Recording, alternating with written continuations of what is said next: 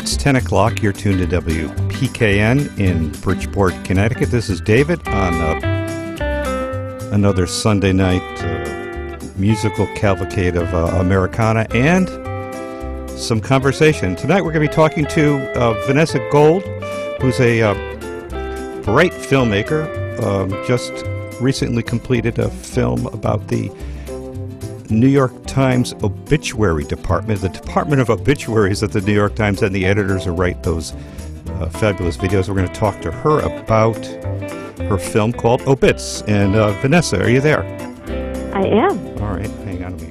So how are you doing tonight? And I want to know everything there is to know about your film Obits. It had to be quite an undertaking, and what you've came up with is, you know, from what I've seen, it's a marvelous endeavor that it's captured the imaginations of everyone who's seen it. When I read the obits now, I read them in the voices of the people who wrote them. Oh, that's funny. Isn't that? It adds so much to the. Well, when you know someone who's an author, or you've heard their voice, you can kind of sort of substitute their voice into what you're reading. Absolutely. So when the obituary writers have such strong voices. It's a good way to bring that out. Yeah, but it's nice to be able to do that. Otherwise, they're just words with a byline. So tell me a little bit about the film. Well, first of all, thank you for having me.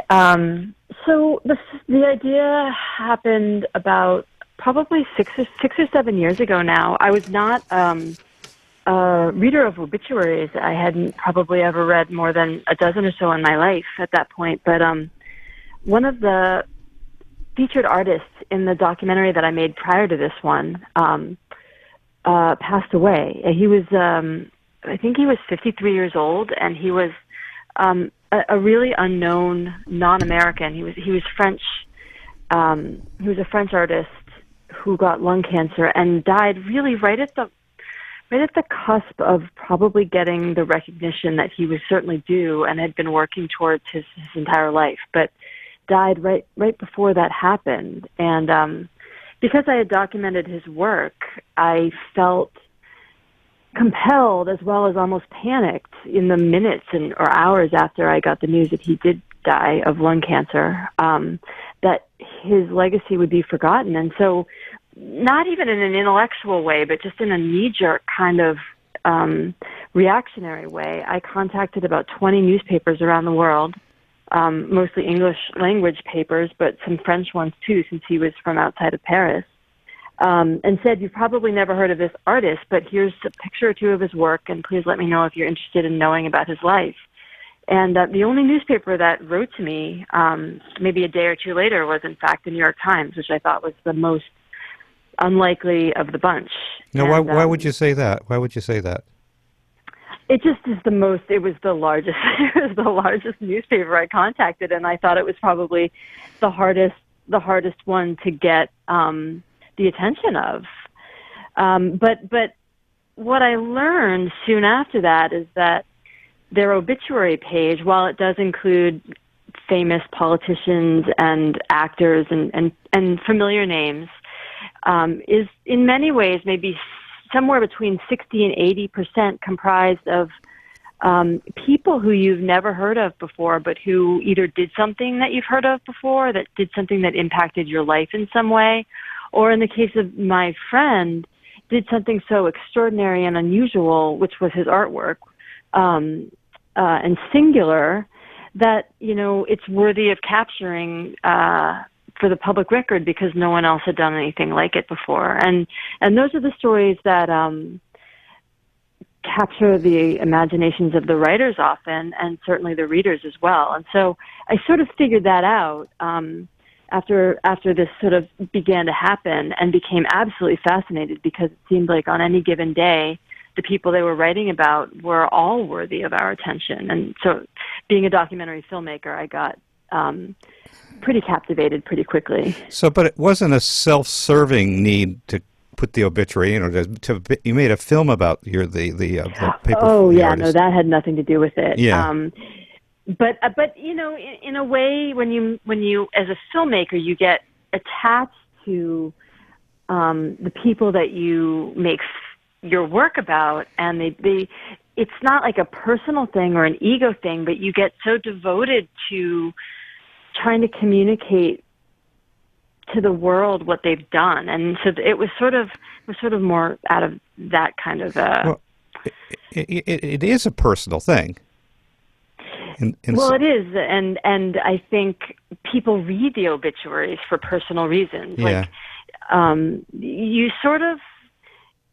There's all kinds of reasons, but you can get inspiration from them. You can see yourself in them. You can voyeuristically chart the path of someone else's life in a way that is fascinating to all of us. And so it's far more personal and emotional than I would say academic or journalistic in some ways.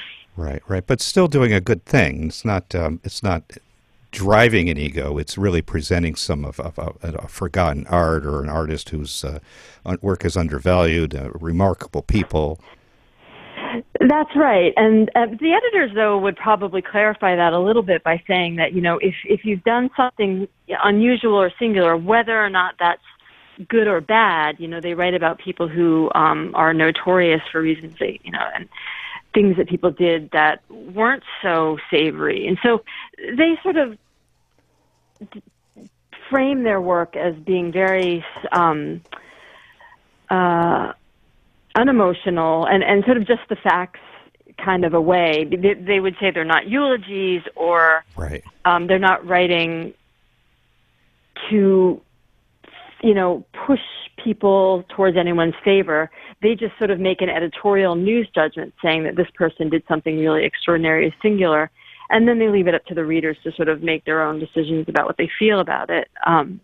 But in many cases, it's pretty clear that what that person did with their life was extraordinary and inspiring and beautiful. So you lobbied the New York Times to publish an obituary about your friend, and that was Eric Jossel? Yeah, Eric Joissel. Okay. Who was an origami artist working outside of Paris. Right, and you were successful in getting an obituary in the paper, or that just gave you contacts at the New York Times?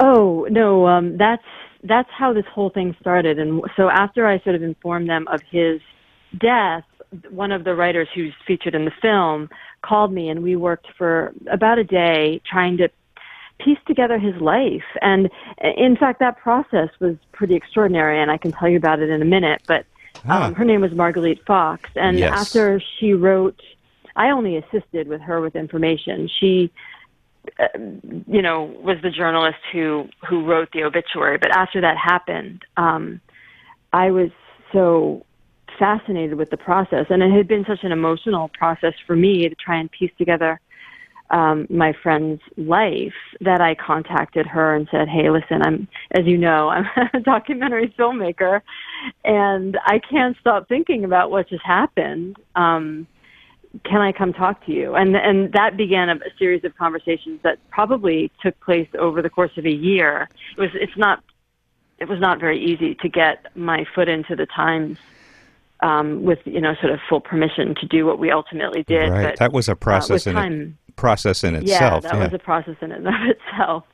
But what had happened while she was interviewing me for his obituary, I mean, I had known him as an artist in his mid to late 40s into his 50s, and knew a lot about his artistic process and what he was doing with paper and the reasons he was doing his work. But I didn't know anything about his early life and the facts of his education and his personal life. And when Marguerite Fox was asking me, basically, very briefly, the way that these reporters work is they sort of identify one person who can be like a pretty complete source of information for who they're writing about, because they simply don't have time in the course of a given day to interview like 5 family members or, friends and colleagues and academics. So I was the logical person to sort of feed her the information. So while she was writing, I was gathering.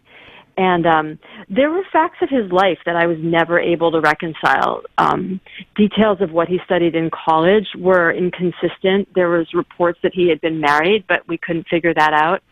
And it gave me this really unforgettable feeling of of realizing how quickly the facts of someone's life disappear after they're gone. I mean, he had been on the planet a week earlier, and I could have been asking him these questions, and they were of deep interest to me. And why wasn't I asking him those questions when he was alive? And we had to accept the fact that there were things that we would never know. And, you know, if you project that onto history itself, you begin to realize that with the passage of time, we lose such a massive understanding and so many details of what history contains. And that was really sort of like it's like a bell ringing. Philosophical. Yeah, it was like, this is a film that really has to be made, because that's a really important point for us to understand about our culture and how we interact with it and how we try to remember it.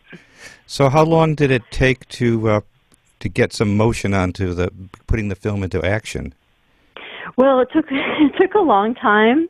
I mean, you can't push an organization like the Times. You just have to be sort of vigilant and sort of like gently persistent. And so it took about a year to sort of line everything up. I knew that it had to be sort of all or nothing, that we couldn't just sort of like halfway do a movie like this. So that took about a year, and then we shot for maybe 2 years or so, off and on. It's still a long time for a documentary film. Yeah, it took a long time, and then we edited it for about 2 years too. And it was a very cerebral project, and it was a very I mean, this is sort of like a classic film of what they say was found in the edit room.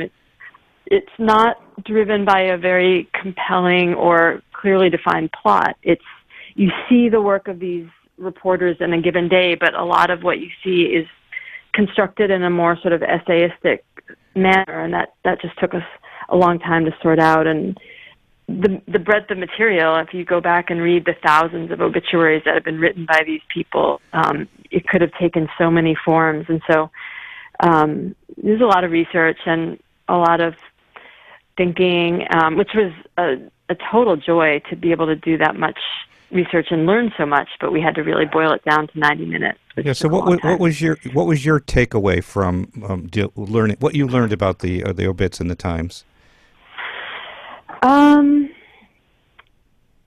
Well, one thing I think I learned, I mean, I was sort of mentioning, I think one of the things is I recognize, I mean, if you go back and read any obituary, but like, let's say not one that was published today in such recent history, but even say 5 or 10 years ago, the facts of that life are so starkly different in many cases to what we experienced in living in 2017. And the details are extraordinary, and it's so gratifying, and there's such a wealth of information and curiosities, and it's like looking into a different culture almost when you look back in time. And to go and read obituaries is sort of like an instant way of doing that. And so that's sort of, I mean, I don't know if that's something that I learned, but that's certainly something that I experienced and that I took great joy in. And when people say, you know, like, oh, I'm kind of curious about the obituaries, I say, like, well, you'll learn so much, and you'll start to be able to piece together history of the 20th century and how things, you know, sort of interacted and what artists knew what scientists. And it's just a wonderful way of sort of filling in the gaps. And filling them in with stories of people's lives who lived it and created history. Exactly, and these stories are often really memorable. Sometimes you don't remember an obituary that you read, but it's a vivid way of filling in the facts. You know, because you learn through the stories and not just through like the history books. Right, and I like your thought about the without it being written down, without it being documented, a lot of the histories of these people are being lost. Yeah, I mean, and speaking of railroads, you said you were Railroad Dave. There is this guy named Steam Train Maury. Have you ever heard of him? No.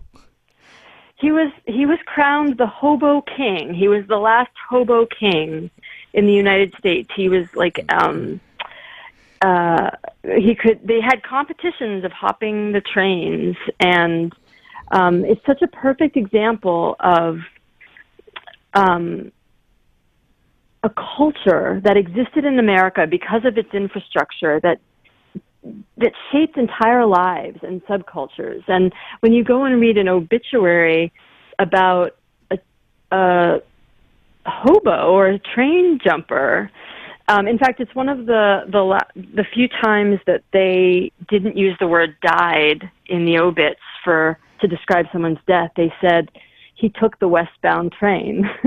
Well, that's good. As a euphemism for the fact that he died. And I mean, that's the reason they did that, is because it gives you another insight into a dying little subculture of America.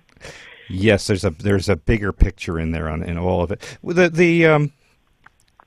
Somebody was explaining that there's a style sheet to the obituaries where they don't mention the word death or died. So and so died, except at the beginning of the obituary page.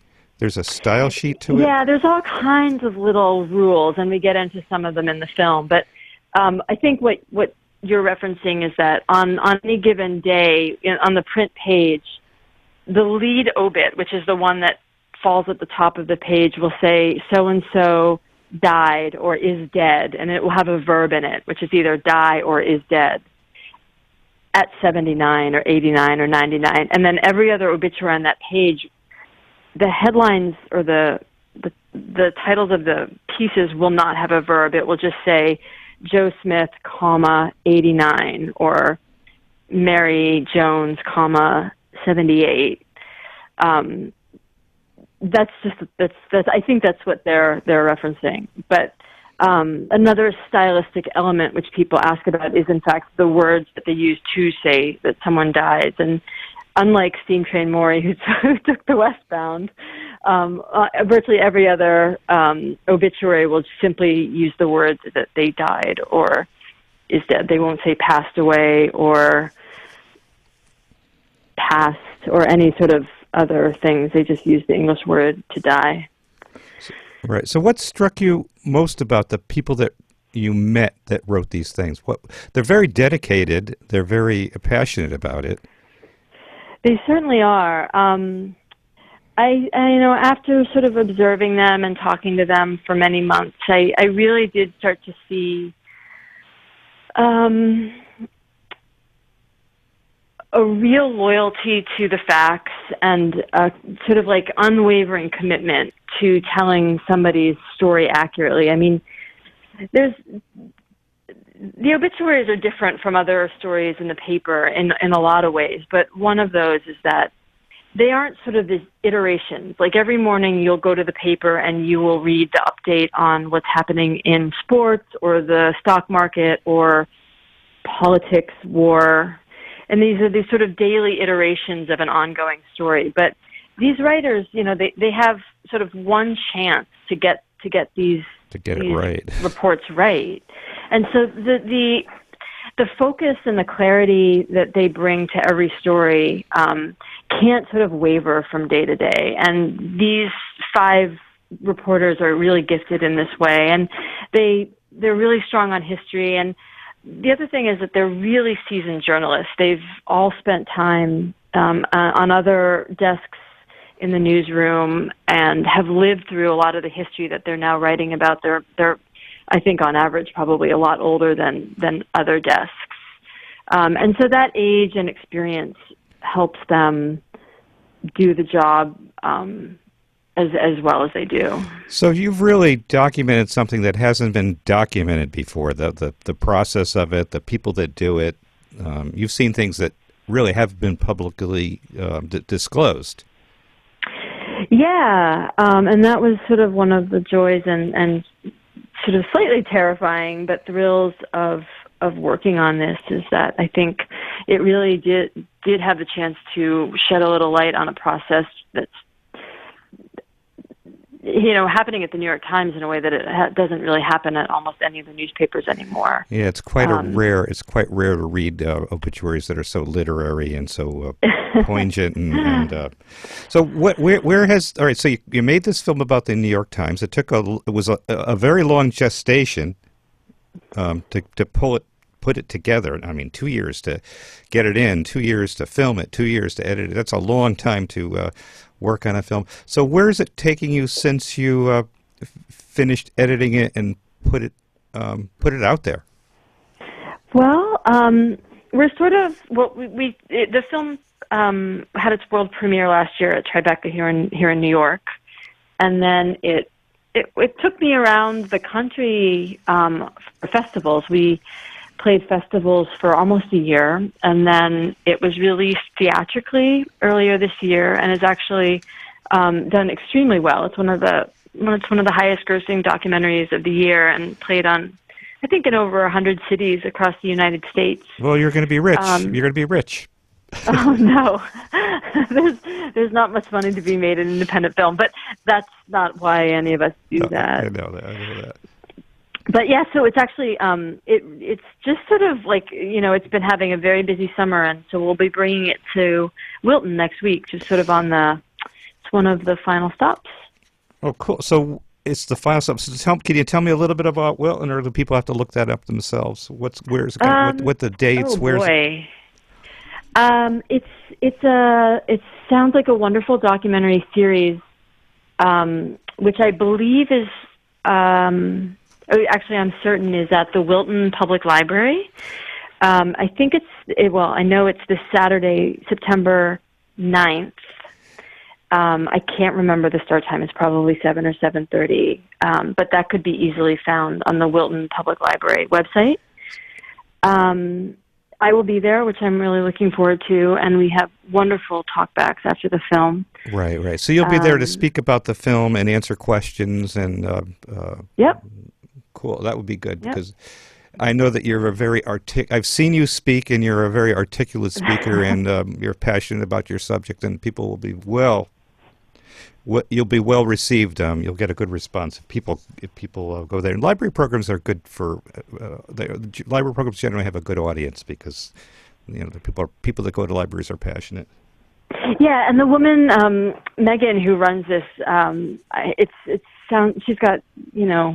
she's had an incredible program in the past. I think she coordinates with the library and other organizations as well to have some outreach. So it should be wonderful. So on your website, I didn't know much about you as a filmmaker or a photographer or an artist, but on your website you're not a novice filmmaker. You've made some very I don't know what a word for would be, but you've made some your a previous production that make was a documentary, an environmental program called Years of Living Dangerously. What was that?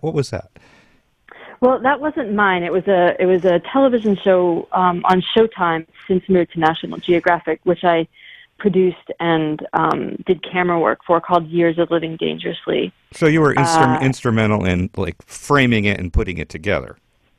Yeah. There was a team of producers, of which I was one. We made about, I think, 8 episodes for the first season, which involved going to the top of a volcano in Argentina and shooting up there in glacial ice cores. And I also filmed in Rockaways and Staten Island after Sandy hit, and explored the climate impact of that, and a few other stories. But they were sort of all human, the human side of climate change. Right, but a very important topic today. Of course, it never happened. There is no climate change. There is no climate change.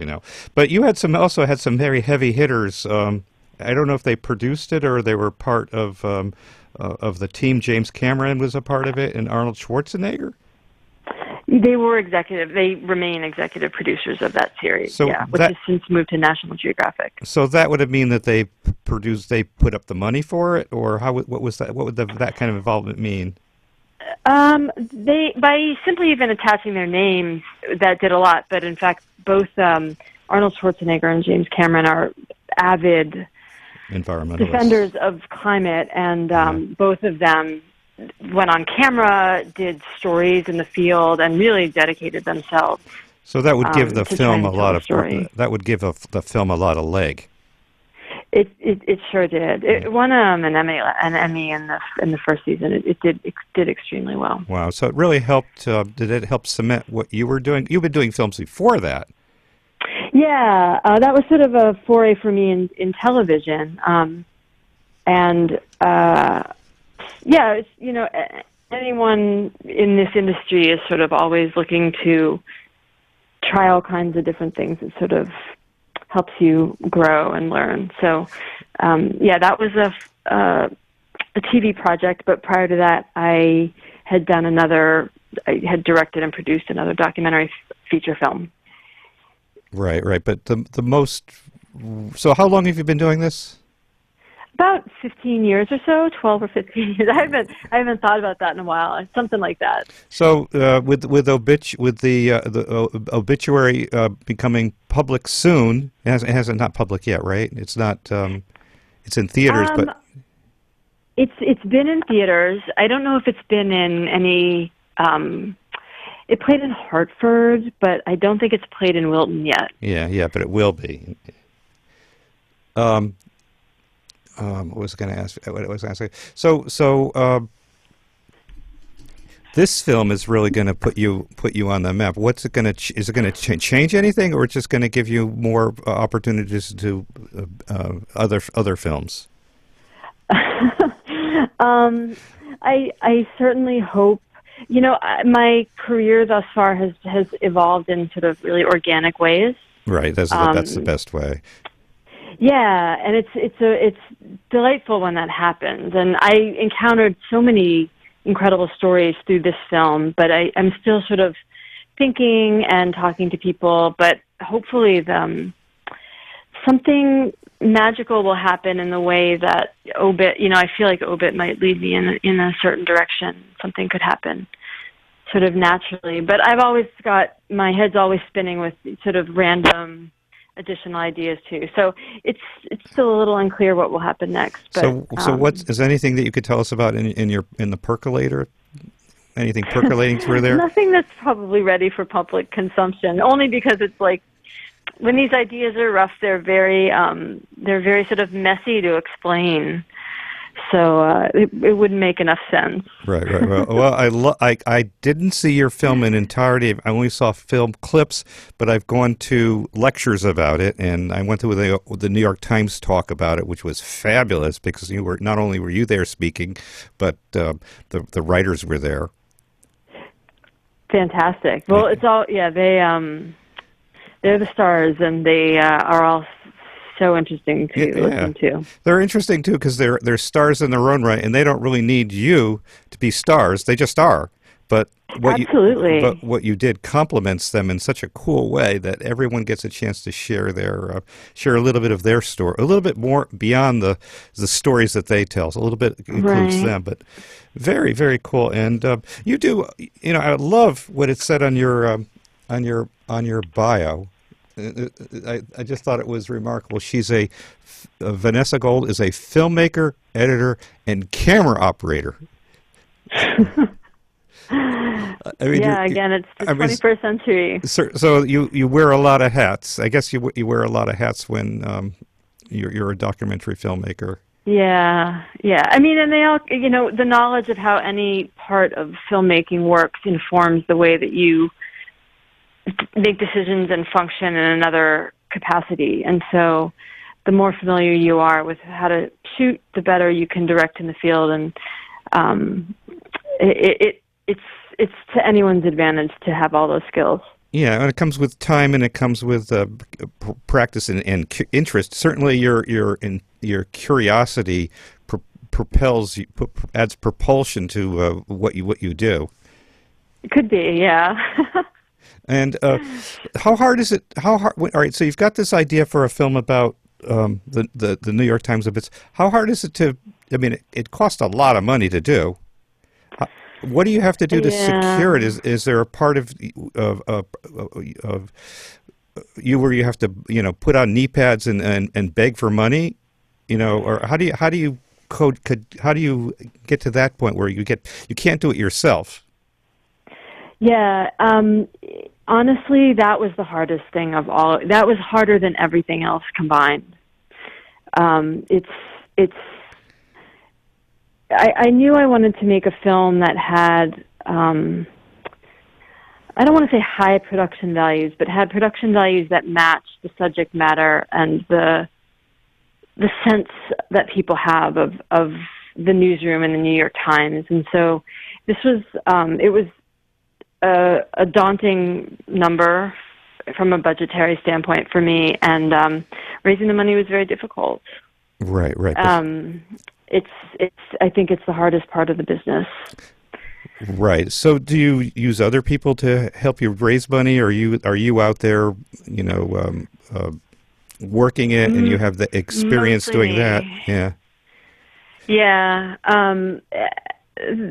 Anyone who supports documentary filmmaking with private donations and such would want to hear directly from the director about what they're trying to do and why. And so I just spoke to people who I thought might be interesting. I mean, this is part of why it took a long time. And I'm sort of speaking generically, too, about the industry. It's just right. The time that it takes documentaries to be made is often because they work a little bit and then raise a little more money, and then work a little bit and then raise a little more money, and you show what you did to get the next batch of money. And it's a very iterative, slow, and constantly it's like sort of like adjudicated process where people are looking at what you're doing, seeing if they feel that you've got enough bang for your buck, and if you've furthered the project enough to warrant additional funding. And it takes so much time and energy. It's almost like the creative work ends up being an afterthought. Right. It's got to be very tough to do since you're a creative spirit. Also. Yeah. Another tool in the toolkit of documentary filmmakers. Well, it'll be interesting to see what you come up with next, because it's kind of hard to top something that's on the top of the, in my view, it's got to be a top film. I love documentary films. I've interviewed a lot of the documentary films. You're lucky. I talked to this gentleman who worked on, I guess he did a lot of documentaries, but he's famous for doing musical documentaries. He did one about Yo-Yo Ma in China, and he was the Who's documentary filmmaker, Murray Lerner. Huh. And I don't know him. He's a Harvard-educated man who became a filmmaker right out of college, and some of his films have taken. I mean, he made a film in 1970 that didn't get released till like 2000. So he has. Oh, really? The films have had scores of years of gestation to be able to get it all together, to get the money to film it, to get the money together to put it together right. Yeah, I believe it. And the funny thing is that these documentary budgets are 1/1000th of the budget of a Hollywood film that gets done in 6 months or 18 months or whatever. Do the people they pale in comparison? Do the people that help you fund it? I mean, it's done privately. It may be a foundation. It may be a grant. Exactly. I mean, it used to be really sort of government grants, National Endowment for the Arts and Humanities and stuff like that. But the map, the lay of the land is changing, and it's now more private grants, foundational grants, private equity. Right. And many different sources. That's the other thing. It's like you end up having a million logos at the end of your film. Yeah, it's like looking at the producer's list of a Broadway play. There's about 50 people there. Yeah, or 50. Exactly. It used to just be one or two, and now it's these enormous collaborations. Yeah, well, Vanessa, I think that you're onto something very nice, very good. I like the work that you've done, and I want to see. I haven't seen it yet, but I'm hoping to see it soon. Maybe it will. I also love the Fold film about your friend that passed. Your friend that passed. Well, others too, but your friend that passed away. That's a beautiful film. And thank you, Vanessa Gould, right? Gould, but people pronounce it both. Yeah, that's the way I heard it at the New York Times. And your website is your name, Vanessa Gould, GOULD.com. GOULD, yeah, exactly. Everything you need to know about the film. And you have an itinerary on your website, right? Where it's going to be opening or for. Yeah. In fact, you're absolutely right, and that would be a way that people could click through to the Wilton Public Library information. Yeah, and is there anything else that you'd like to talk about, or anything that we didn't cover that I may have missed?